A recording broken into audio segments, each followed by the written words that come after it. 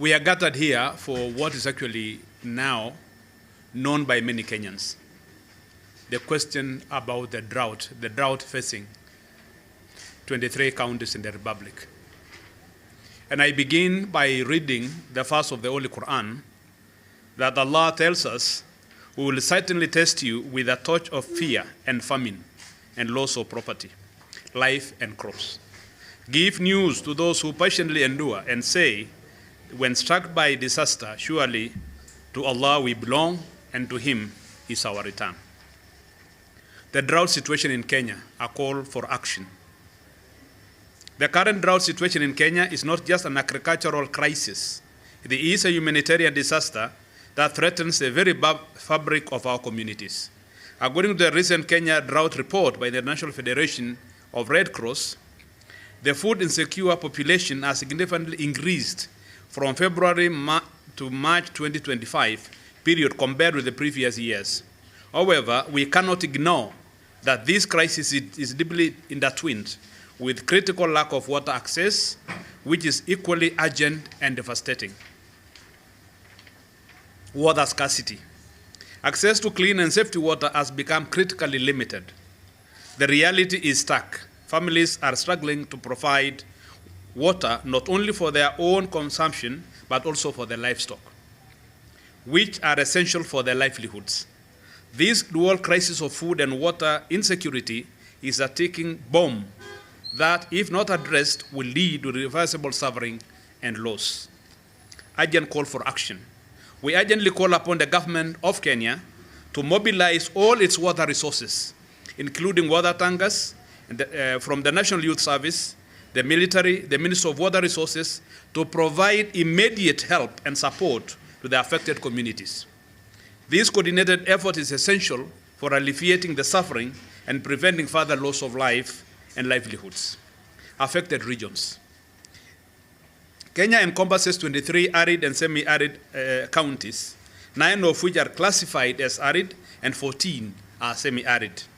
These regions are hardest hit, where the affected climate change and inadequate rainfall have compounded the vulnerabilities faced by local communities. Impact of poor rains.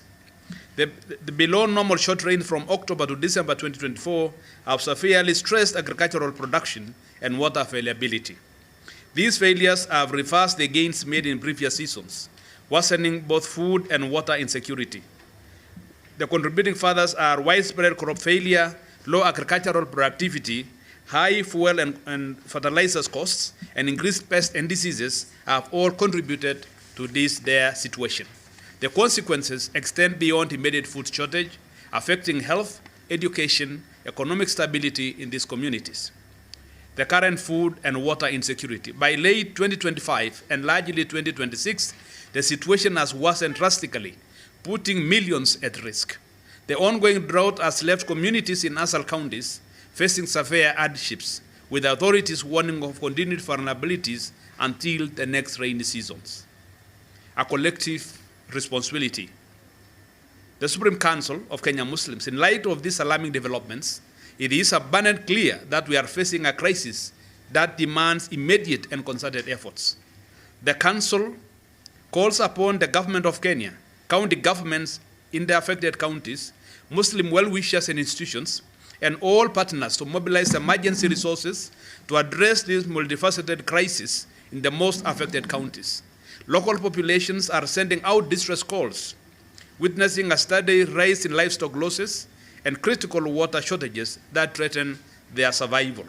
We call upon the President of the Republic, His Excellency Dr. William Ruto, to declare a national emergency. This declaration is vital to facilitate the mobilization and deployment of necessary resources to this worsening situation. And in conclusion, a call for compassion. As we approach the holy month of Ramadan, which is expected to be in the middle of this month, a month dedicated to compassion and generosity, we implore all stakeholders, Muslims, governments, NGOs, and individuals to respond to this urgent crisis. Together, we can alleviate the suffering of our fellow Kenyans, embodying the spirit of solidarity that defines our shared humanity. Shukran wa barakallahu fik. Asante. Kama iko maswali, the Secretary General has something to